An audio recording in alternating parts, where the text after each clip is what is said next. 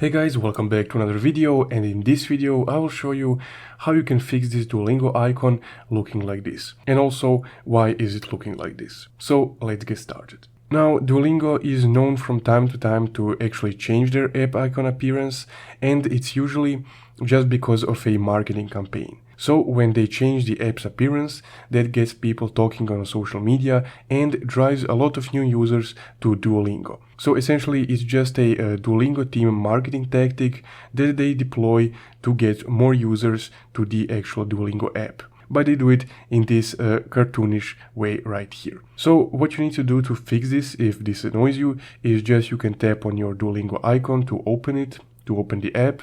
And once you're in the app, just go ahead and tap on your streak right here. Now you just need to scroll down a bit. And here, if you have at least a 7-day streak, this icon will be unlocked for you, the Streak Society one. So you can just go ahead and tap on this and just switch the icons to the Streak Society icon. And essentially, that's guys how you can change this Duolingo app appearance icon if it looks glitched out or essentially just like this.